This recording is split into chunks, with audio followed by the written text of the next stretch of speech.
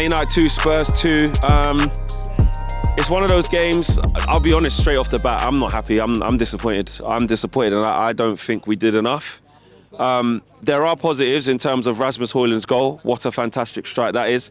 The assist that he gets for Marcus Rashford, you know, and good for Marcus to get that goal as well. So those are some positives. And I think actually in the first sort of 5-10 minutes, I think we were really aggressive to Spurs, and that helped. But I think I might need you guys' help on this one, if I'm overreacting or not. But I feel really, really let down by that performance personally.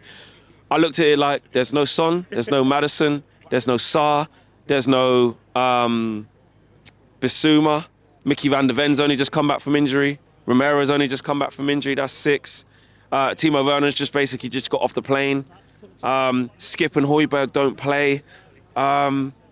No Kulusevski as well. And I just thought, we should be putting these to bed. And I saw a team in Spurs that were really well coached, knew exactly what they needed to do, where they needed to be. And don't get me wrong, they didn't bash down the door. But I think with the team that they got, with the team that we had, and the fact that it was so level, and if not, Spurs' play was better than ours, that just disappointed me. I don't think that's good enough, if I'm honest with you. Second half, I thought was really poor. To concede that early in the second half, straight out of half-time, I don't know what was said at half-time. That was really poor. Set pieces, we're really struggling with that. I'm looking at this zonal marking, and it's happened a couple of times to Kobe. It happened to him against Aston Villa, where he lost his kind of marker or got a bit out-muscled. And listen, it's tough for Kobe. He's a young kid coming up through the ranks, and he's got to learn, and that's fine. We absolutely need to keep putting him in these situations so he learns. I'm just picking up my observations as to what I'm seeing. People not picking up their runners, sort of, I think Richarlison was in between Wan-Bissaka and Kobe. No one really taken, you know, control of the situation. And when we play this zone system, that's what we keep seeing. And Pedro Porro had fantastic deliveries from both sides. And that just really hurt us. Every single set piece looked really, really dangerous. I thought we were very predictable. We're very one-dimensional.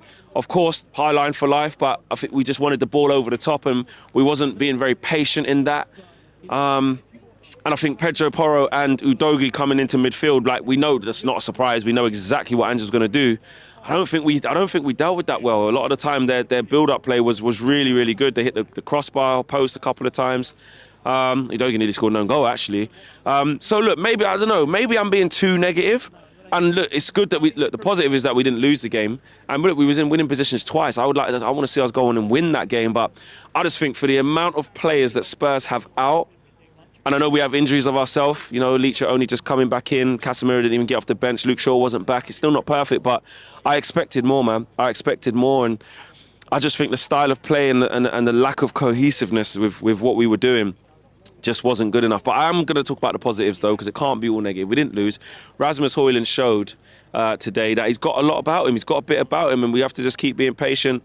You know, those types of goals where you just be instinctive, you know, out of his feet. The chance comes to him by accident because I think Rashford runs into Udogie and Udogie tackles it back. It's a good thing that Pedro Porro was not great defensively because he didn't even know what was going on. Sorry, that was Romero at that time. It was Porro on the second goal.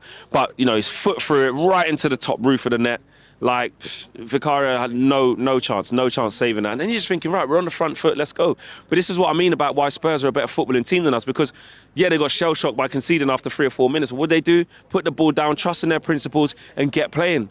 And we just obviously looked dangerous on the counter, and we were aggressive in our press, and, you know, they get back into the game for a set piece. And then I liked what we did for the second goal as well. Good play with Rasmus Højlund, instinctive little set. Marcus Rashford sorts his feet out. Pedro Porro, again, luckily he's not that great defensively. His best work is going the other way, which we did see. He didn't even know where the ball was. He was a mess for that second goal. And it was a great finish. And again, you're thinking, right, cool, 2-1 at half-time. Get out, build upon that. And the gap in midfield and the disconnect from midfield, I don't even know who played that ball. It was like one big ball in the middle, and it went straight to Skip, I think, and he travelled with it and managed to give it to the left-hand side to Timo Werner, and the ball ends up at Bentancur, and he has an easy finish. And to me, it was just so poor. We've conceded so many goals like that. It's really, really naive, and it keeps happening. From a coaching perspective, it keeps happening. Timo Werner's another one. We're lucky that he's just not good.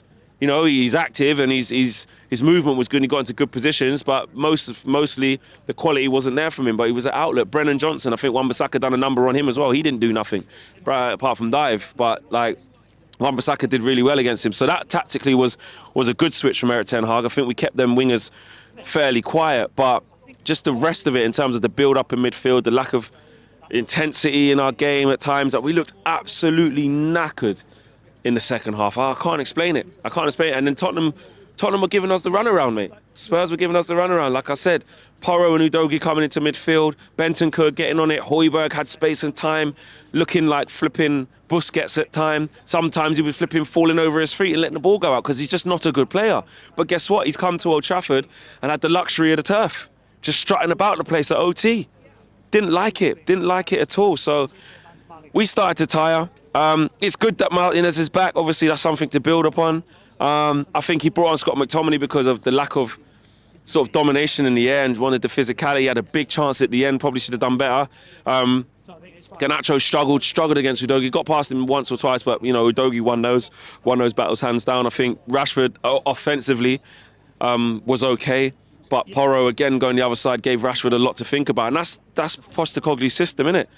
And his system was better than ours. You know, they're better coached than us. They're more fluid than us. Their chance creation is very meticulous and very deliberate.